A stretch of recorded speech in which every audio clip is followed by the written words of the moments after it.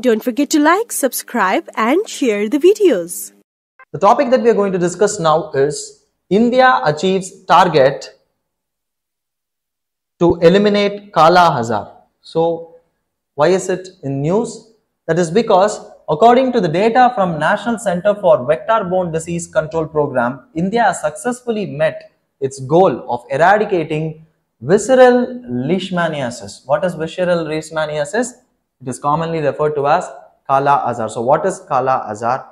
How is it spread from one person to another? What is the vector here? All these details we must have to understand. So, first talking about this center which has provided the data, that is National Vector-Borne Disease Control Program. It was started in the year 2003-04. Why? To prevent and control disease like Japanese encephalitis, dengue, Kala Azar, lymphatic filariasis, malaria and chikungunya.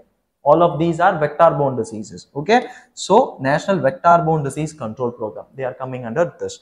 And then, despite persistent challenges, we face many challenges. Despite all this, India met its elimination goal initially set for 2010, but it was later extended until 2023.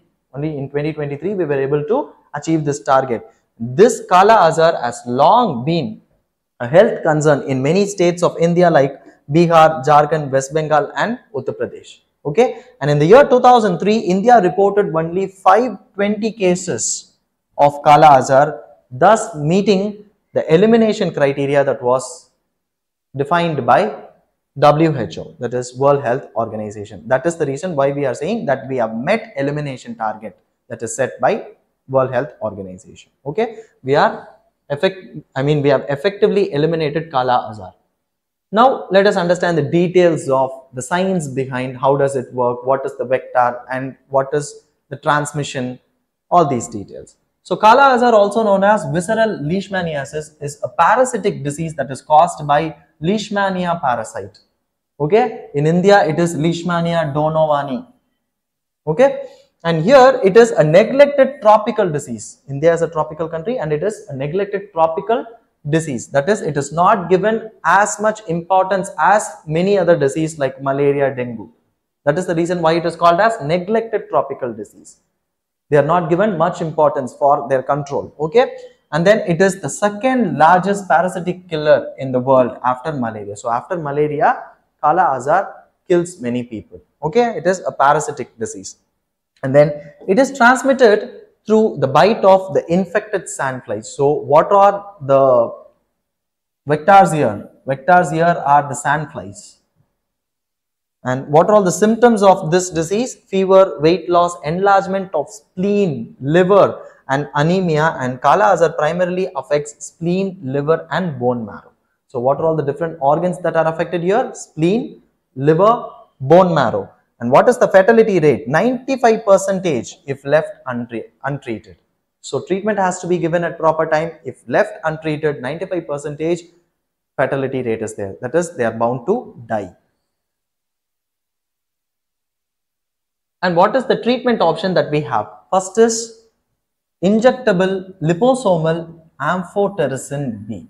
Amphotericin B is the medicine that we have, injectable material that is. Next is 12-week course of oral miltefosine. What is this miltefosine? Miltefosine is prescribed for PKDL. What is PKDL? Post Kala Azar dermal leishmaniasis. So even after taking treatment for this leishmaniasis, we will be getting certain other problems as side effects. Okay, to address that, we are administering this oral medicine, that is oral miltefosine. Okay, so post Kala Azar dermal leishmaniasis, what is it? It occurs when Leishmania donovani invades and multiplies in the skin cells. So it is dermal. Dermal means skin, and it is causing skin lesions. PKDL typically appears after Kala Azar treatment. After taking treatment only, we get affected by PKDL, and for that, for addressing it, we have this medicine.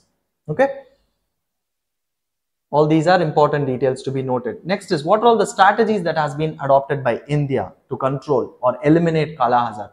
First is spraying, intensive indoor residual spraying to target and reduce sandfly breeding grounds. So we have to reduce the sandflies breeding ground, and then wall plastering was also done. So coating walls with a specific soil called as Gerard soil to deter the sandflies from nesting. So their nesting and breeding has to be controlled. And then we also have treatment compliance protocol, okay, which was done with the help of ASHA workers. So engaging these ASHA network, that is accredited social health activist network, to oversee the treatment completion for PKDL patients, that is post Kala Azar dermal leishmaniasis. Next, there are three different forms of Kala Azar, three main forms of Kala Azar. What are they? One is visceral leishmaniasis. Visceral means they impacting multiple internal organs and represent the most severe illness. So visceral leishmaniasis is the most severe illness. Visceral generally means the internal organs that we have, okay, inside the body. So multiple organs will get affected, will be impacted. And then you have cutaneous leishmaniasis, and it is the most common form, causing skin ulcers mainly on exposed body parts, which can result in lifelong scars and disability or even stigma. Lifelong scars will be there. Next is mucocutaneous leishmaniasis. Mucus will be lost, okay. So it destroys mucous membranes in nose, mouth and throat, thus leading to severe damage. So these are all the different types of leishmaniasis that we have, okay. I hope it is clear. So with this, we are coming to end of today's session. I hope you found the session to be very useful and informative. Let us see in the next session. Thank you all.